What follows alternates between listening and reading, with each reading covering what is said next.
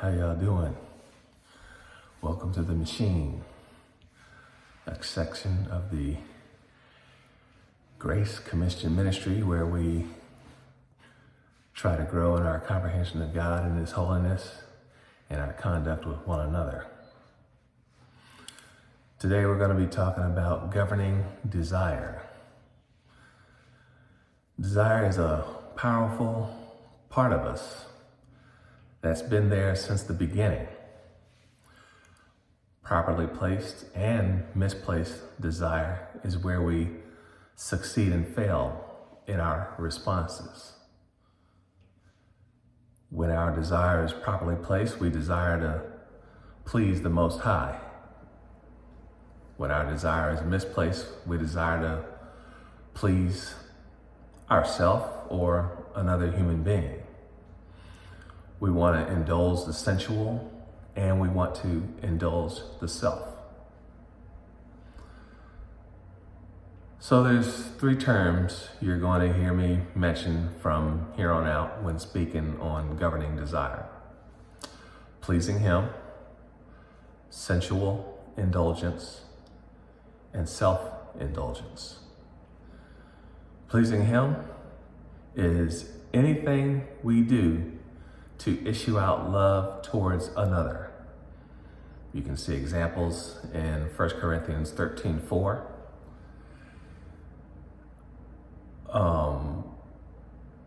Sensual indulgence is what we do to satisfy our feelings.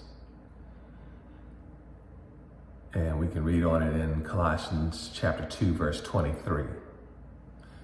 And then self-indulgence is what we do to satisfy our ego.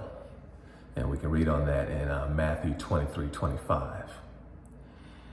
So it's important to understand that when you were created, it was not to know evil, as we'll see in Genesis chapter 3, verse 5.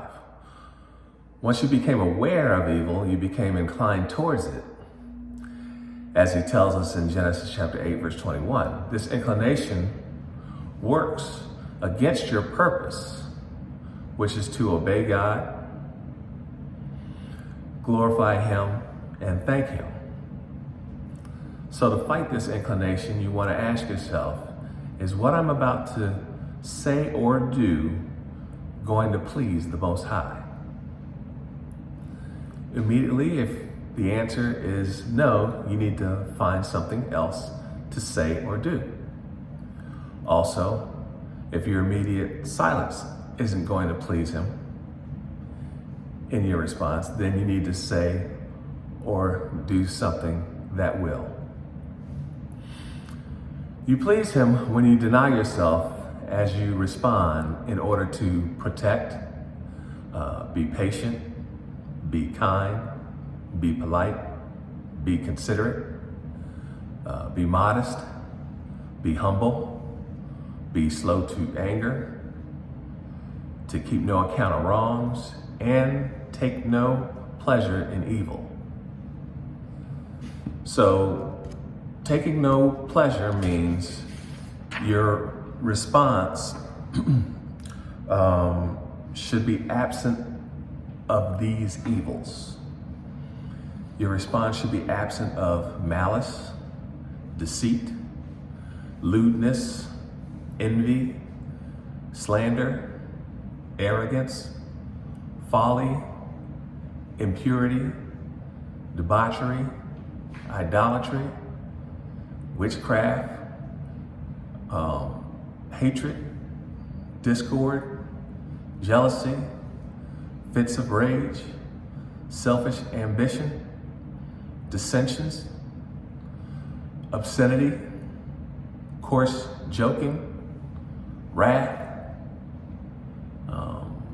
taking the Lord's name in vain, bearing false witness against your neighbor, and coveting. Another thing about governing your sensual and selfish indulgence is that it's to be done in every situation you're going through, no matter what state you're in, every time you respond. to another. Want to be less of a turnoff to your non-religious friends and family? Well, govern your sensual and self-indulgence. Governing your sensual and self-indulgence helps you minimize the false humility practices every Christian struggles with, where our responses are cloaked in cultural religiousness. So what are some practices? For practicals, let's start with a good response starter, what I would call it. So one way to start off your response towards another to govern your desire is to say something like, I'm glad you told me that. Thanks for mentioning that.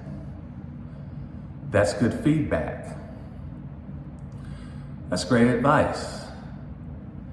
Good suggestion. And then, of course, you would say sincerely why.